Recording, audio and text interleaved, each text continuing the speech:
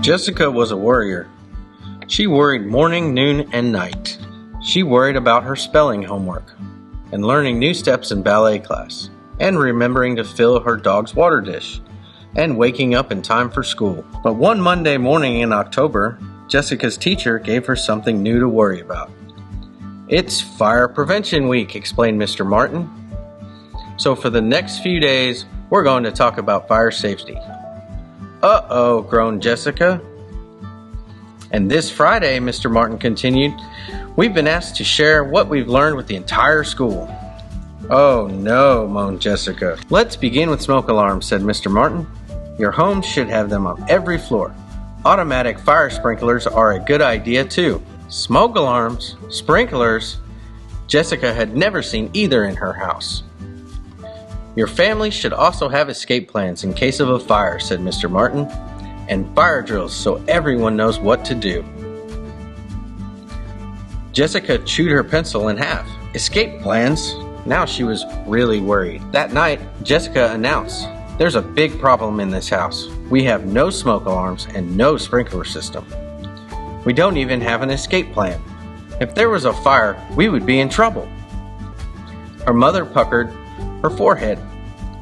"I remember buying smoke alarms, but I guess we never got around to installing them." "And we talked about finding someone to put in sprinklers," added Dad. "But we're always too busy to make an appointment." "And what about extra batteries for the alarms?" reminded Laura. "Yeah," said Tom. "We need to keep more batteries around here." Jessica twisted her napkin. She knew the real reason Tom wanted more batteries around. His birthday was in 3 days. He wanted batteries for his presents. But fire safety was more important than birthday toys, wasn't it? "We've got to do something about this now," warned Jessica. "You're right," said Mom. "After dinner, we'll make escape plans and find those smoke alarms. And tomorrow, I'll get extra batteries and make arrangements for a sprinkler system," said Dad. But Jessica still felt too worried to sleep. She tossed and turned all night. The next day, Mr. Martin wrote some fire safety rules on the blackboard. Never play with lighters or matches. Keep electric heaters at least 3 feet away from things that could burn. Keep extension cords away from doorways and from being pinched by furniture. A professional should check the chimneys and furnaces in your home each year. Blah, blah, blah. Mr. Martin went on and on until Jessica had to cover her ears. She'd never be able to remember so many things. At dinner, Jessica asked, "Have we ever had our chimney checked?" "Yes," answered Dad, "when we bought the house." "But Mr. Martin said it should be checked every year," said Jessica. "The furnace too." Dad sighed. "I'll put them on my list of things to do."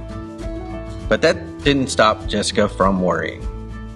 She went through the entire house checking cords and smoke alarm batteries. And she had another sleepless night, imagining all the things that could go wrong. On Wednesday, Mr. Martin had even more fire safety rules.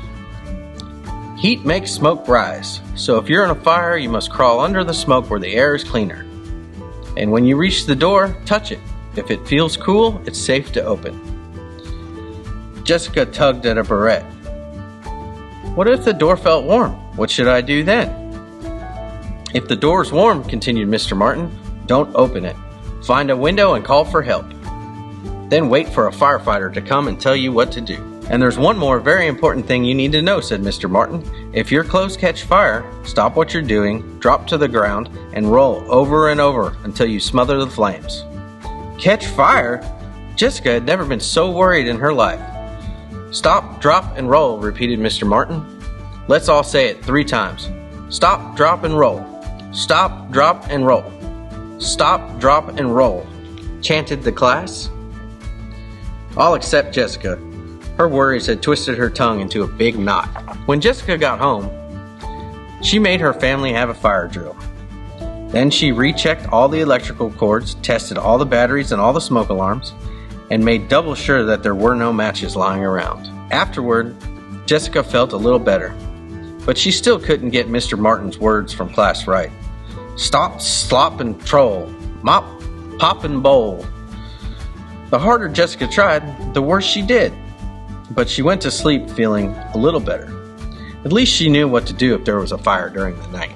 Then on Thursday, disaster struck. Mr. Martin asked Jessica to demonstrate stop, drop, and roll at the assembly the next day. Why me, thought Jessica. On the bus home, she tried to practice the words stop, flop, and roll. Flop, mop, and stroll. Stop, pop, and hole. But they kept coming out wrong. Jessica was so worried about the assembly that she couldn't even enjoy Tom's birthday party. Stop, drop, and mole. Slop, drop, and hole. Plop, mop, and stroll, she muttered to herself. Because of all of her muttering, she didn't even notice when Mom brought in the cake. It had 7 big candles on it. 6 were for Tom's 6th birthday, and 1 was for him to wish on. And just as Tom leaned over the table to blow them out, Jessica looked up and saw fire. Stop, drop, and roll, she screamed. Immediately, Tom stopped blowing and dropped to the floor. But before he rolled, Jessica saw that Tom wasn't on fire at all.